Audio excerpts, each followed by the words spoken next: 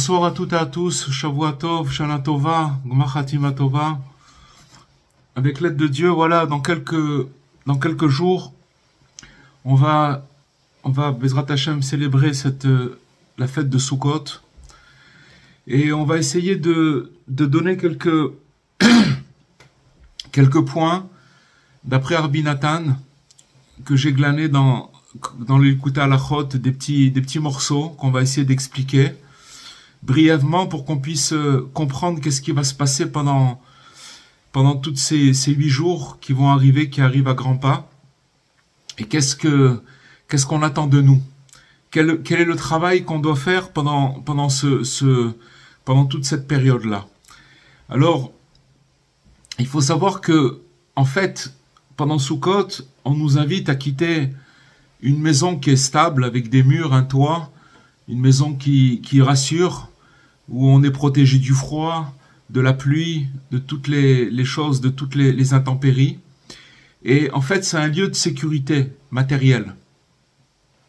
Et on nous invite de quitter ce lieu de sécurité pour aller habiter pendant une semaine dans une cabane qui est complètement fragile, qui est pas avec un coup de vent, elle peut partir. Et donc ça s'appelle la souka. Et en fait, Rabbi Nathan, il nous explique que le fait de quitter la souka, la maison pour aller dans une souka, dans cette cabane, c'est en fait, ça symbolise le fait de lâcher prise. En fait, c'est la capacité d'abandonner nos certitudes et à reconnaître que véritablement notre véritable sécurité provient du Créateur. On se crée beaucoup de choses de stabilité, on cherche la stabilité, c'est humain. On cherche la stabilité, on cherche des repères, on cherche toutes sortes de choses pour être sécurisé. Mais c'est pas la sécurité, elle se trouve pas là-bas. La sécurité, elle vient de notre Créateur. Plus, si vous voulez, on lâche prise, et on va expliquer ce que ça veut dire, plus on se trouve protégé, et c'est pas protégé, c'est qu'on a c'est protégé, mais surtout un sentiment de sécurité. Et on voit que en hébreu, la souka, elle est appelée Tsel Emuna. Tsel Emuna, ça veut dire l'ombre de la foi. C'est-à-dire que maintenant, pourquoi on parle d'une ombre? Parce qu'une ombre, c'est très très fragile. C'est quelque chose qui disparaît, qui est là, qui est pas là, qu'on peut voir, qu'on ne peut pas voir aussi. Donc c'est l'ombre de la foi. Et Rabbi Nathan, il développe cette idée en expliquant que se mettre à l'ombre de la foi, c'est en fait accepter que la lumière divine ne soit pas toujours visible. Parce que c'est quoi que la lumière divine, elle n'est pas visible? C'est qu'on passe par des phases de turbulence, par des phases d'extinction, par des phases de petitesse d'esprit, mais elle est toujours présente. Donc l'ombre de la Emouna, ça veut dire qu'on vit avec cette ombre, et ça veut dire qu'on vit avec cette croyance de savoir que finalement, la présence divine, elle est toujours là, elle bouge pas, elle est toujours là, elle est toujours visible. Seulement, il y a des fois où on la voit pas, où on passe par des choses qui font que. Et tout ça, c'est bien entendu. C'est quoi la Emouna aussi? La foi, cette ombre de foi, il faut savoir que même quand on se trouve dans des zones où on voit plus la lumière, il faut savoir que c'est voulu par le Créateur. C'est ça la Emouna en fait. C'est pas parce qu'on croit on pense que des fois quand on perd, et c'est ça l'humain, il pense que quand il a perdu cette lumière, alors il a l'impression qu'il a abandonné. Mais en vérité, c'est tout le contraire. C'est tout le contraire, c'est parce que c'est une invitation, si vous voulez, à travailler sur cette foi. Maintenant, dans le Likuta Halachot, Rabbi Nathan, il nous dit que lorsqu'un homme, il rentre dans la souka, il abandonne complètement l'illusion du contrôle sur sa vie. Et il va se confier complètement, pleinement à la providence divine. Même lorsqu'elle est voilée par l'ombre. Par l'ombre des choses qui se passent avec nous. Par, comme on disait, ces zones de turbulence, etc. Alors, ça veut dire que, en vérité, c'est ça le travail qu'on a à faire. C'est-à-dire que le fait de s'accrocher aux choses qui sont stables, et on pense que ce sont ces choses-là qui vont nous donner notre stabilité, notre... En fait, souvent, la providence, elle fait que, si vous voulez, le contact avec Dieu, il se fait justement quand la chose elle est fragile. Quand une situation elle est fragile, c'est là où on a une opportunité de se retrouver proche de Dieu, dans la mesure où, comme on est perdu, alors si on a le mérite de lâcher prise et de se sauver à l'ombre de la Emouna, à l'ombre de la foi, alors c'est là où, si vous voulez, on a une opportunité véritable de se rapprocher de Dieu. Maintenant, lâcher prise, ça ne veut pas dire abandonner nos efforts, parce que les efforts, on est là pour en faire, mais en fait, c'est reconnaître que après avoir fait tout ce qui est en notre pouvoir, alors le reste, il appartient à Dieu. C'est à partir de ce moment-là, ça veut dire que maintenant, nous, on fait notre partie, ce qu'on considère notre partie, les efforts qu'on doit faire, chacun avec sa capacité, chacun comment il comprend les choses, comme on dit, on fait ce qu'on peut. Mais il faut savoir qu'au-delà de ça, ça ne nous concerne plus. C'est-à-dire que après ça, il faut complètement remettre les choses à Dieu, parce que vous voyez bien que des fois on fait des gros efforts, et c'est pas pour autant que les choses elles marchent. Ou il y a des fois on fait des gros efforts et puis qu'on trébuche, qu'on se rend compte que les choses elles marchent pas du tout. Donc Sukkot, ça nous enseigne que même lorsque nous sommes confrontés à des défis, il est impossible de se sentir en sécurité dans l'incertitude. Parce que on sait que chaque épreuve fait partie d'un plan qui est plus vaste. Hachem, il nous envoie ces épreuves. D'abord, quand on dit un plan qui est plus vaste, ça veut dire qu'il y a le plan que depuis que Dieu il a créé le monde, de l'humanité, que chaque chose, c'est un rouage, il y a des rouages dans des rouages, etc. Et il y a aussi le plan de chacun, de la vie de chacun. Mais tout va ensemble. Regardez ce qui se passe dans le monde. On comprend pas grand-chose. Et c'est une incertitude totale. Mais ça aussi, ça fait partie du plan qui est vaste et qu'on comprend pas. Mais justement, si vous voulez, si on rentre dans cette incertitude, alors la vie, elle est très dure à vivre. Lâcher prise, ça veut dire que maintenant, je comprends que Dieu, il a des calculs, Dieu, il nous amène, et c'est ça qu'on est en train de, vous savez, chaque moment, chaque rendez-vous des fêtes, vous voyez, là maintenant on est dans Sukkot, on a passé Rosh Hashanah, on a passé Kippour, et maintenant on va rentrer dans Sukkot.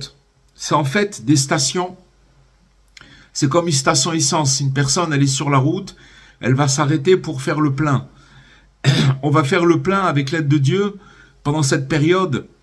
C'est ça, c'est le faire le plein de lâcher prise, de se mettre complètement, de fuir vers la Emouna, vers cette ombre qui nous entoure et qui nous éclaire. Donc en fait, c'est de transformer cette fragilité en force. En fait, quand on est fragile, il faut savoir que c'est seulement une opportunité qui est spirituelle puisqu'elle vient de Dieu pour nous renforcer. Ça veut dire quoi, nous renforcer?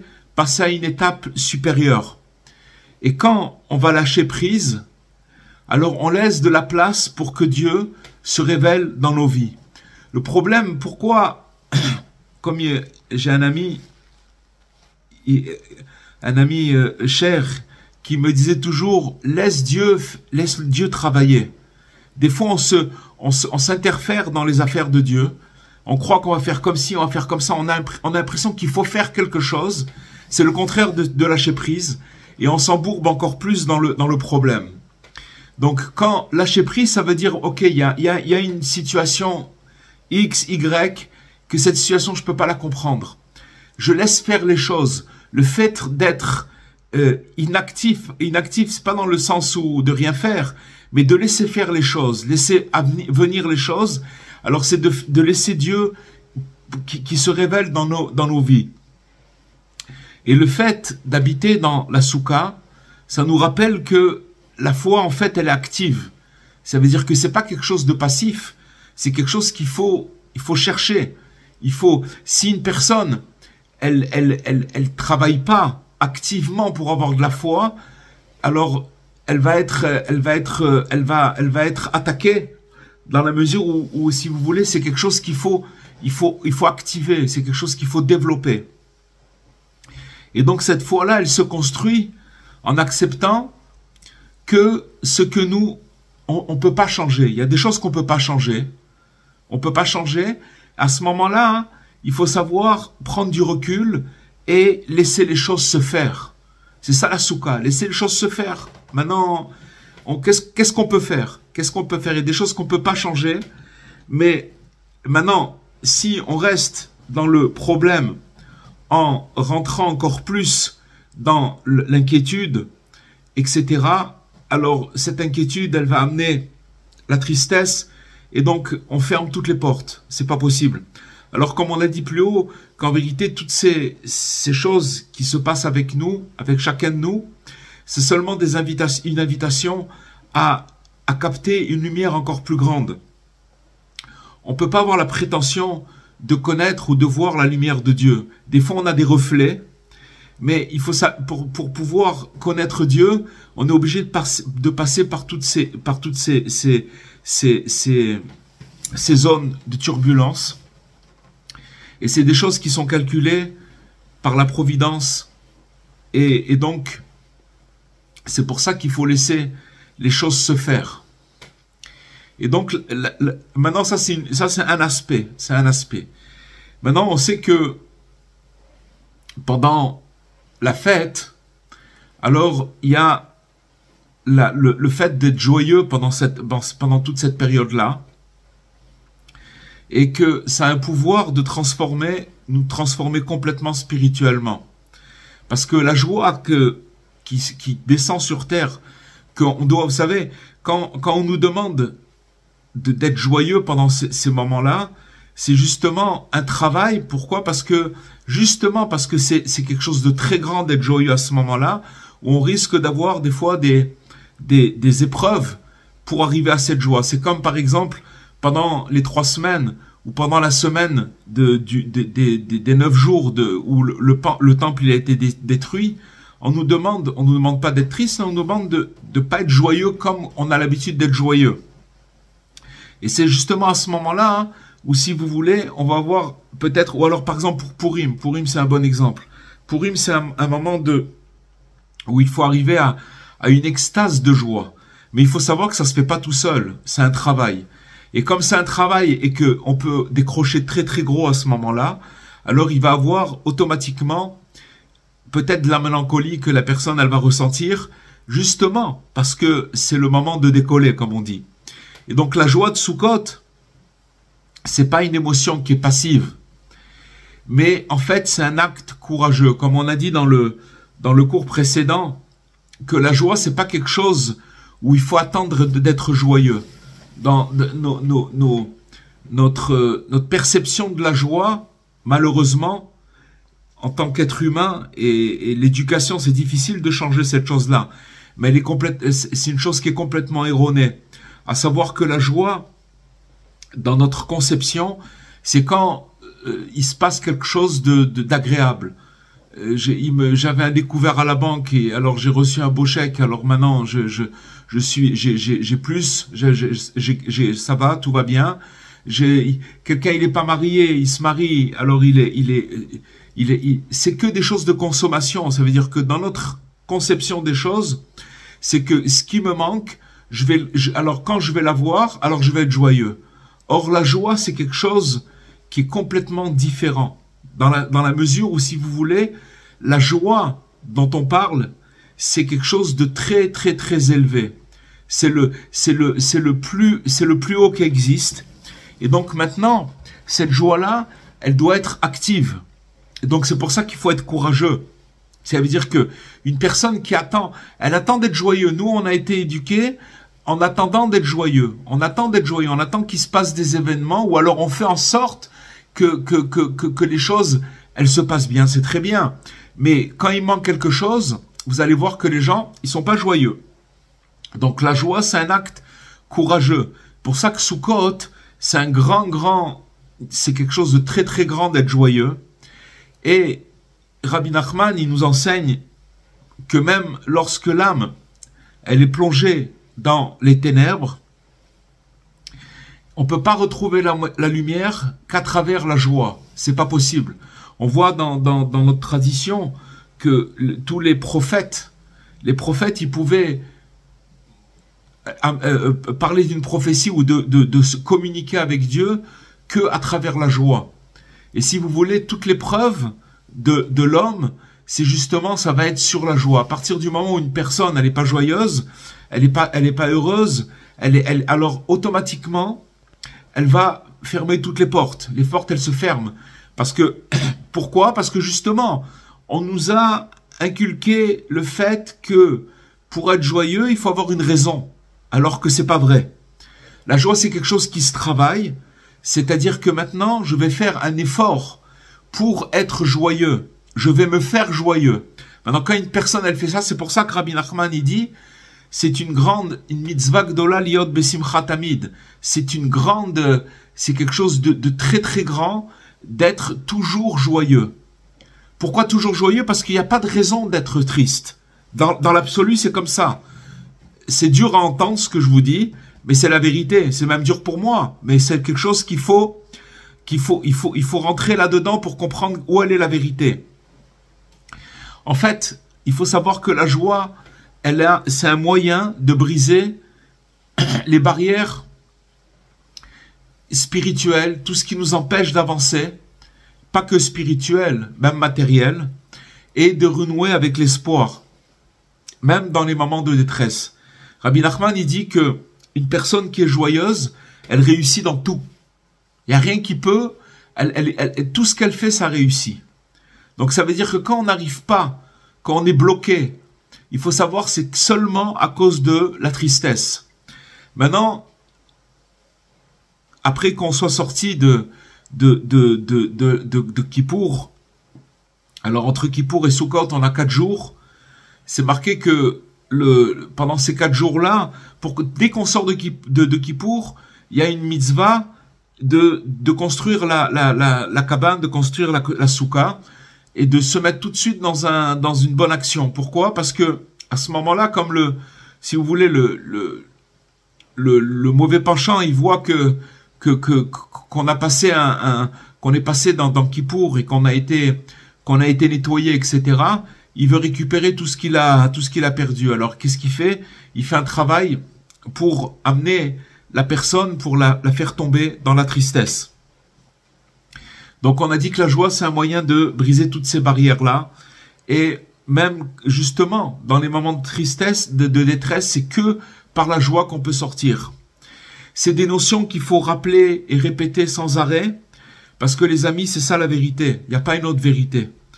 C'est pas parce que on a été formaté à l'extrême, à l'autre extrême, que c'est des choses qu'il faut, que grâce à Dieu, qu'on a connu, qu'on connaît, qu'on entend parler de Rabbi Nachman, pour entendre toutes ces choses-là, qui nous remettent les choses à leur place.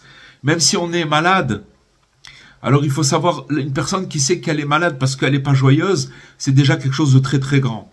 Parce que le petit effort qu'elle va faire pour essayer de se rendre joyeuse, alors ça va être des mondes entiers qu'elle va parcourir. Dans le ciel, on ne peut pas s'imaginer qu'est-ce que ça veut dire un petit effort, mais c'est un travail, c'est un travail. En fait, c'est de choisir la joie, cultiver la joie pour rebondir face aux difficultés. Et utiliser la joie pour rétablir tous les problèmes qu'une personne elle peut traverser. Donc, en vérité, on voit que la joie, c'est une résistance. C'est qu'avec ça, c'est comme une personne, vous allez dire, il y a la guerre, quand il y a eu la Deuxième Guerre mondiale, il y avait des résistants. Des résistants, c'est des gens qui n'ont pas voulu capituler et qui ont décidé, même sans grands moyens, de pas, ils étaient prêts à mourir, mais de pas capituler devant l'ennemi. Donc ils ont pris les armes, ce qu'ils avaient, comme ils ont pu, ils ont risqué leur vie pour pas capituler. Donc c'est ça. Ça veut dire que maintenant il faut savoir que plus on avance dans le temps, plus ce déluge dont on a parlé, un déluge d'hérésie qui tombe du ciel, qui vient du ciel, on a été prévenu, Rabbi Nachman il nous a prévenu, et que la seule façon de pouvoir s'en sortir, c'est, si vous voulez, résister avec la joie. C'est la seule manière. Sinon, la personne, elle est perdue, c'est pas possible. Maintenant, quand on arrive dans cette fête de Sukkot, Bezrat Hashem, avec l'aide de Dieu, il faut savoir que c'est ça le travail qu'on a à faire. Bien entendu, il y a les conditions. Les conditions, c'est-à-dire que, voilà, on mange bien, on se repose, on étudie, c'est-à-dire que c'est des moments de fête, mais il faut savoir que c'est ça le travail, c'est ça qu'on doit, c'est-à-dire que d'arriver à la joie pendant ces moments-là, où c'est un travail, il faut savoir que c'est ça qui va nous donner et qui va projeter pour toute l'année les valises de joie qu'on va avoir pendant l'année. C'est très très important. Et donc, en fait, tout le désespoir, il peut être brisé que par la joie. En plus de ça, on a parlé la dernière fois d'une joie, c'est pas une joie, ah, je suis joyeux. C'est une joie délirante, c'est une joie vraiment un peu folle. C'est pour ça que peu importe où une personne elle peut se trouver, ça commence par faire un effort, c'est un travail. C'est un travail de faire le pitre, de se lever, de danser tout seul, peu importe, de chanter, de faire quelque chose pour sortir de son état et d'aller vers cette chose-là. C'est très très très important les amis, c'est très important. C'est que comme ça qu'on va pouvoir, le fait qu'une personne elle chante ou qu'elle remercie. Problème, encore une fois, on est au niveau de notre intellect, de notre comment on est formaté complètement à l'inverse de ça. Et on se rend pas compte que ce que veut dire quand une personne elle est pas bien ou il y a un problème, qu'elle commence à chanter, qu'elle commence à remercier avec des toutes petites choses. Il faut savoir que chaque chose qu'on fait comme ça, de chanter, de remercier, de danser, de sourire, de rigoler, même si on n'a pas envie, il faut savoir que ça s'appelle un acte de rébellion contre le désespoir. Et c'est ça, c'est pour ça qu'on est venu sur Terre. On n'est pas venu pour rien d'autre que ça. C'est-à-dire que pour combattre cette chose-là. Et en fait, qu'est-ce qu'on fait? Rabbi Nathan, il nous enseigne que la Souka est un symbole, en fait, c'est un symbole intérieur. Qu'est-ce que ça veut dire? En fait, ça devient un refuge, comme on a parlé tout à l'heure au début, de cette ombre de la foi. En fait, c'est un refuge spirituel, c'est un refuge qu'on va bâtir, qu'on doit bâtir en nous. Dès qu'on va traverser une épreuve, alors on a besoin d'un espace intérieur de sérénité, où on peut se recentrer, on arrive à se recentrer et retrouver notre foi. C'est pour ça, si vous voulez, que c'est quelque chose qui se construit avec les conseils de Rabbi Nachman, la joie, le fait de s'isoler pour parler avec son créateur, le fait de chanter, le fait de remercier, le fait de faire tous ces, on a l'impression que vous savez où on se fait avoir, où le mauvais penchant il nous arnaque, c'est que il nous fait croire que l'angoisse elle est tellement grande que c'est absolument impossible de la casser. Alors que si on prenait conscience de la force, de la puissance de ce que c'est la joie, alors c'est une arme absolue. C'est quelque chose parce que un petit effort une réaction de joie, même si elle est pas, même si je suis pas joyeux, même si je suis pas joyeux, mais je fais quelque chose où je fais semblant d'être joyeux. D'accord? Je fais quelque chose, je fais un acte. Alors il faut savoir que ça repousse de l'obscurité et c'est quelque chose de très très très très grand. C'est ça qui nous apprend Rabbi Nachman. C'est ça qui nous apprend. Il nous éduque. En fait, la soukha, c'est une invitation à créer un sanctuaire de paix, un endroit où, un lieu où l'âme, elle peut se ressourcer, même au cœur des tempêtes. C'est ça en fait la vie. C'est que maintenant, si quand il va y avoir une tempête, je vais perdre mes moyens, ça veut dire que j'ai pas cette soukha, j'ai pas cette cabane en moi. Cette cabane, il faut la construire en nous-mêmes. Et c'est quelque chose de fragile. Mais c'est quoi, pourquoi c'est fragile? Parce que j'ai toutes les raisons de vaciller.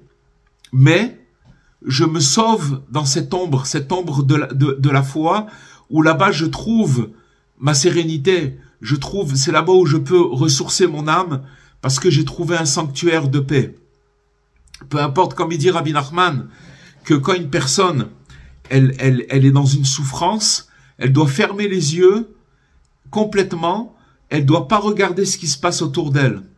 Le fait de fermer les yeux et de se connecter à l'infini, c'est quelque chose qui neutralise la souffrance. Essayez, vous allez voir que c'est un conseil extraordinaire. Parce qu'il y a des fois où, si vous voulez, les choses elles sont tellement compliquées que la personne, elle va essayer de tout régler. Elle va essayer de tout gérer. Et plus elle veut régler, plus elle veut gérer, plus elle rentre dans un tourbillon, dans une spirale où elle peut pas sortir.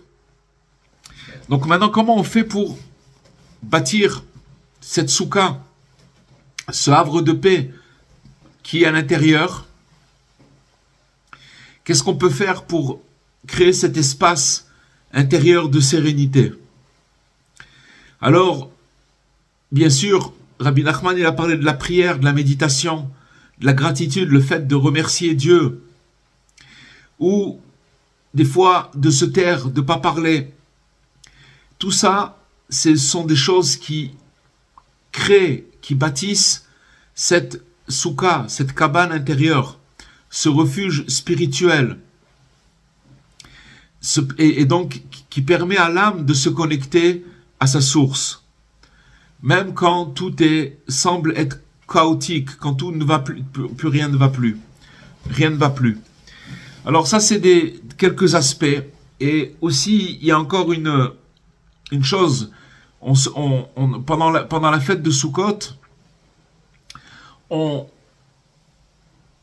prend 4 espèces, le loulav, le hétrog, le hadas et la harava. C'est 4 espèces, 4 plantes différentes. Et en vérité, Rabbi Nathan, il nous dit que ça représente la diversité des âmes humaines. Chacun, il est différent.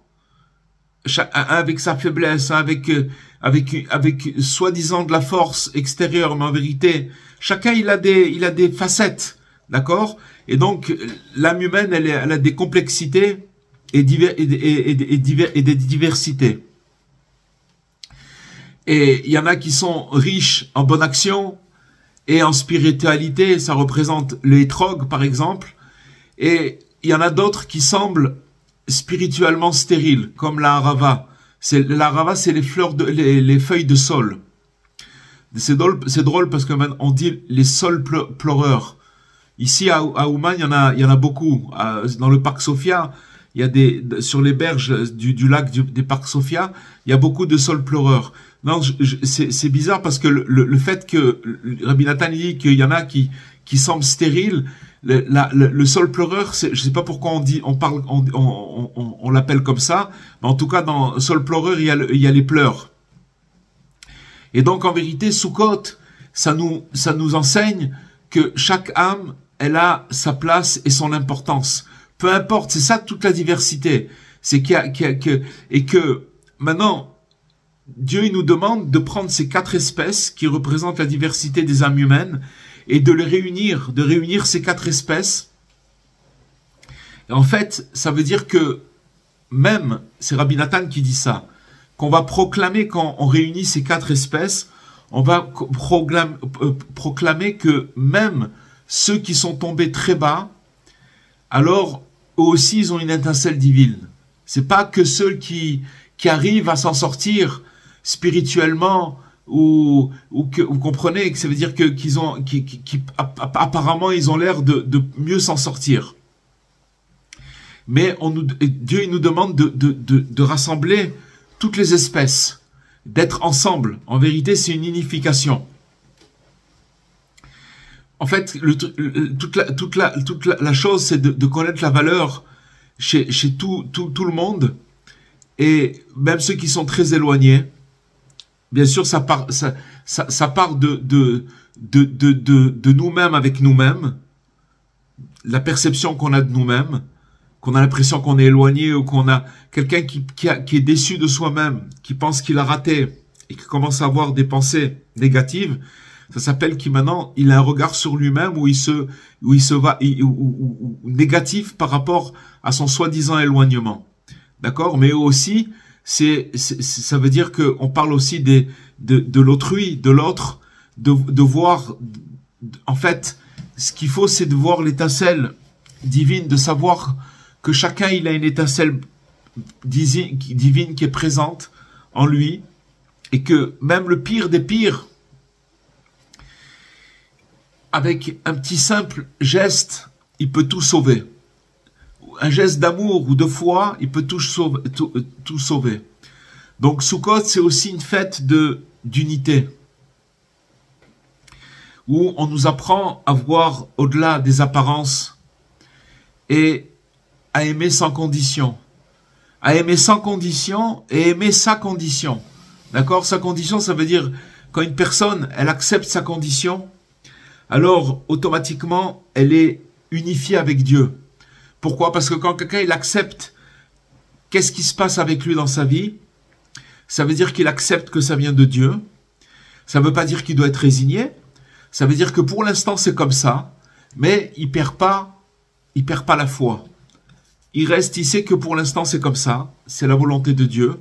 Mais cette attitude-là, c'est ça qui amène le dénouement, c'est ça qui l'amène d'abord à se connecter, parce que même quand une personne, elle accepte sa condition, il faut savoir que même quand les choses, elles n'ont pas changé, il faut savoir qu'il est connecté avec Dieu et il accepte sa condition, ça veut dire qu'il reçoit un éclairage dans sa condition.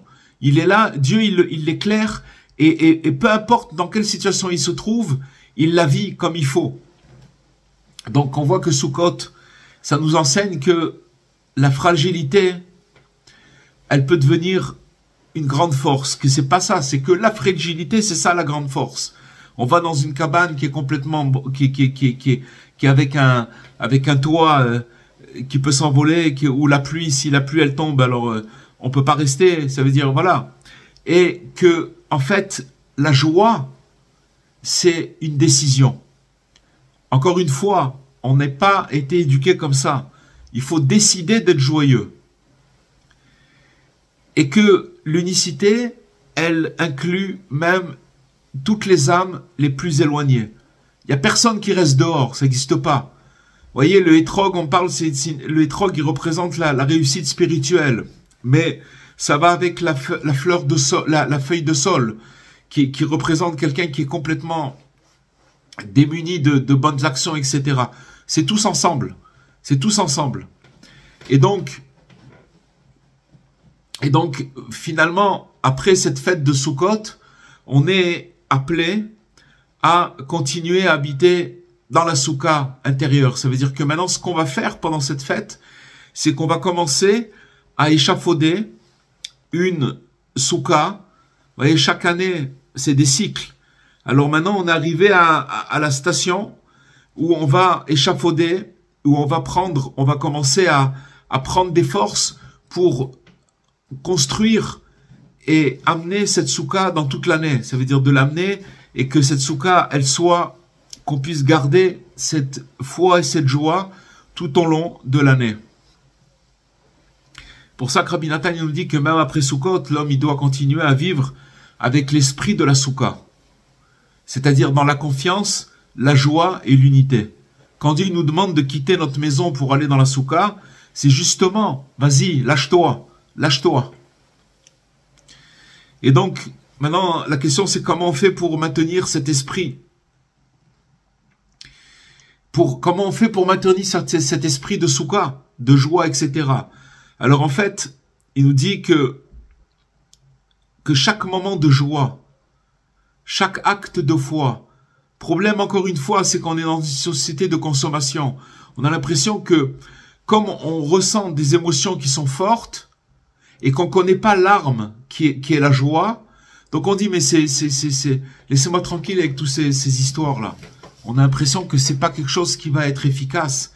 Mais si on n'a pas les tzadikim, Rabbi Nachman, Rabbi Nathan, qui nous dit, qui nous martèle, sachez que c'est ça l'issue. Il n'y a pas d'autre issue. C'est-à-dire que maintenant, chaque moment où je vais me retrouver dans un moment où je vais avoir des raisons, où des fois il n'y a pas de raison, c'est de la mélancolie, et que je vais me battre, je vais faire un acte de foi, et je vais faire en sorte d'être joyeux à ce moment-là. Alors, c'est comme si c'est ça qui va construire cette souka qui est intérieure. Et il faut savoir, les amis, que l'espoir, quand on dit l'espoir, c'est un choix. On a choisi d'avoir de l'espoir. Sinon, on subit. Si on ne choisit pas d'être joyeux, d'accord? Joyeux, encore une fois, la consonance de joie en nous, quand on dit joyeux, on comprend pas. C'est un petit peu quelque chose qu'on n'arrive pas à rentrer dans notre esprit. Parce que pour nous, d'être joyeux, encore une fois, je le répète, c'est quand il manque quelque chose et qu'on a reçu cette chose-là, peu importe quoi. Mais c'est pas ça la joie. Rabbi Nachman, maintenant, il sache une chose, c'est que quand une personne, malgré tout, elle fait cet effort, elle se bat, elle construit cette souka en elle, c'est-à-dire qu'elle va se battre. Il faut savoir que c'est des choses qui font monter la personne et qui la font grandir et qui chassent l'obscurité. Et à la fin, elle arrive à une extase. C'est vraiment ça. C'est vraiment comme ça que ça marche. C'est ça qui nous dit Rabbi Nachman. Elle arrive complètement à chasser tout le mal. Et le truc, c'est que, voilà, la vie, elle est, comme on a expliqué, on l'avait déjà étudié, c'est qu'on doit monter d'étape en étape. Et à chaque étape, on se retrouve confronté à ce phénomène. Et donc, chaque petit geste, chaque effort, c'est quelque chose qui nous amène vers le renouveau. Donc voilà, en conclusion, on a appris le lâcher-prise. C'est-à-dire que d'après Rabbi Nathan, lâcher-prise, c'est vraiment retrouver la liberté intérieure. C'est ça la vraie liberté. Les gens ils pensent être libres quand justement ils lâchent pas prise. Ils pensent quand ils contrôlent. Ça, c'est pas de la liberté. Parce que la liberté, c'est quand une personne, au moment où elle a fait ses efforts, et au moment où elle a fait ses efforts, et qu'elle arrivait à quelque chose qu'elle peut pas gérer, alors à ce moment-là, elle lâche prise. Et on va quitter nos certitudes et on va accepter la fragilité. Il faut l'accepter. C'est Dieu qui veut comme ça. Et donc, quand on fait ça, on fait de la place à Dieu dans nos vies. Et donc, la souka, elle devient un abri pour la foi. C'est là-bas qu'on va s'abriter. C'est justement dans la fragilité. Mais cette fragilité apparente, elle est apparente parce qu'encore une fois, c'est notre conception de la vie. Par rapport avec notre entourage, comment on a grandi, etc. Mais là, on nous apprend que justement, cette fragilité, c'est là le summum de la foi et le summum de la force. C'est tout. Voilà, Bezrat Hashem. Et il nous dit aussi, Rabbi Nachman, que la joie, est une arme spirituelle puissante, comme on a vu plus haut, et qu'on arrive à bâtir une union avec Dieu, avec cette foi, avec cette joie, et que grâce au fait d'être joyeux, on arrive à voir le bien qu'il y a chez chacun, même chez les gens qui sont très, très, très éloignés. Voilà, Bezrat Hashem les amis, j'espère que on pourra, avec l'aide de Dieu, rentrer dans la foi, avec l'aide de Dieu. J'ai une question, Rabbi. Oui, Jean-François, je vous écoute.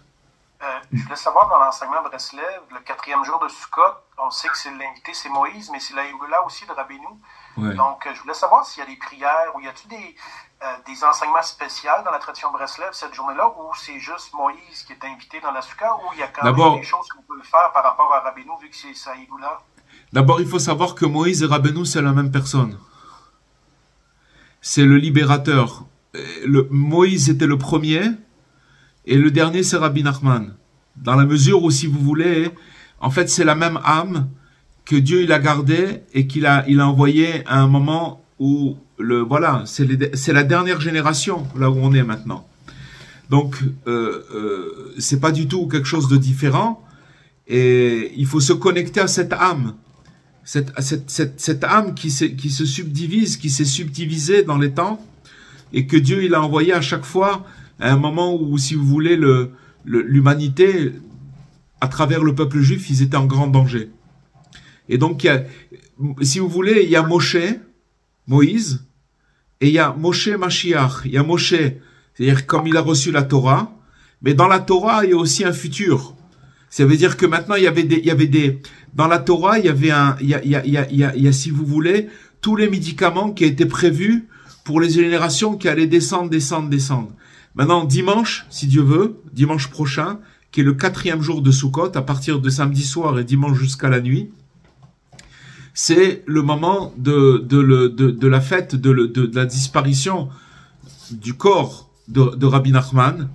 Et c'est un moment très, très, très grand, dans la mesure où on sait que quand un tzaddik, il quitte cette terre, non seulement il l'a pas quitté, mais il est encore là, mais chaque fois que on célèbre son anniversaire, du fait qu'il a quitté ce monde. Alors, ça veut dire que maintenant, il va monter encore plus, c'est quoi la Iloula? C'est une élévation. Une élévation de son âme qui va permettre de faire descendre des médicaments dans le monde et des conseils qui vont pour ceux qui veulent, pour pouvoir, parce que ça, faut savoir que plus on avance, plus les choses elles se déstabilisent, plus les choses elles se compliquent. Donc il faut encore puiser des degrés plus élevés pour descendre encore plus bas. Donc c'est la même chose, Jean-François, c'est exactement la même chose. Voilà. Voilà les amis. Merci. En tout cas, c'est un cours qu'il faut étudier maintenant parce que on doit rentrer dans la fête, dans la joie et être que Arsaméar, que joyeux, c'est pas facile. Non, mais encore une fois, c'est un acte de courage. Encore une fois, quand on parle de foi, vous savez, je me suis rendu compte dans le cours dernier que quand on a parlé et tout ça, on a expliqué, etc., j'ai eu un sentiment que c'est dur de faire entrer ces notions-là. Parce qu'on est très loin de ces notions-là. Mais il faut les répéter, c'est un travail. La joie, c'est pas quelque chose. Et maintenant, il faut faire le plein. Il faut se lâcher. Il faut pas voir ce qui se passe. Il faut se lâcher. C'est ça qui va. La joie, elle a une force. Vous savez, je vais vous dire une chose. À l'époque, quand il y avait le roi David, dans son armée, il prenait les gens c'était des gens qui étaient justes, qui étaient des gens qui n'avaient pas fauté. Parce que quand quelqu'un y faute, automatiquement, il crée un écran, et cet écran, il crée en lui une certaine tristesse, d'accord? Et à cause de ça, il a peur. Il a des peurs. Et donc, il prenait des guerriers qui étaient des grands justes, et il partait à la guerre, mais il partait à la guerre joyeux. Et c'était la joie qui faisait qu'il gagnait. C'était ça qui... Alors c'est la même chose. C'est que plus on va faire grandir la joie, plus on va repousser l'obscurité. Et plus les choses elles vont se transformer dans le bien. Même ça, c'est bien. Tout ce qui se passe, c'est bien. On ne comprend pas le projet divin. Mais c'est bien, tout est bien. Il faut garder parce que l'unité qui a à Sukkot, avec la joie qui a à Sukkot, regardez ce qui se passe en ce moment. C'est comme si qu'on venait nous interférer pour nous déstabiliser complètement. Alors voilà, Rabbi Nachman, il est là, il est vivant, Bezrat Hashem, à Sukkot, dans 4 jours, dans plus de 4 jours, dans quelques jours, dimanche prochain, c'est Saïloula. Et Bezrat Hashem, voilà, il faut, n'oubliez pas d'allumer une bougie, une lumière pour Rabbi Nachman, et tout simplement de s'attacher à cette âme, et de faire des prières ce jour-là, de demander, voilà, chacun ce qu'il a, demander de la joie, il faut de la joie, il faut de la joie, il faut être fort, il faut être fort. La force, on la reçoit des enseignements de Rabbi Nachman, c'est tout. Voilà, c'est pour ça qu'on étudie, c'est pour ça qu'on continue, il faut s'accrocher, les amis. Il faut s'accrocher très dur. Mais il n'y a pas d'autre, parce que il n'y a pas d'autre option. Sinon c'est la dépression. Regardez le monde dans quel état il est. Les gens, le monde entier, l'univers entier, il est complètement perdu. Perdu. Même dans les endroits où il n'y a pas de guerre, mais il y a des problèmes, il y a des problèmes de partout. Alors c'est justement de cette fragilité-là, lâcher prise, ok? Dieu, il fait, pourquoi on passe par tout ça?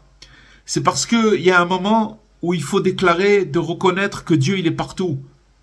C'est la stabilité qu'il y avait, soi-disant, une stabilité qu'il y avait, on va dire, avant le corona, soi-disant, hein, une certaine stabilité, une certaine chose, et c'est comme on dit, voilà, il n'y avait pas de problème, que j'ai pas besoin de Dieu, tout va bien, j'ai besoin de prier, j'ai besoin de tout va bien.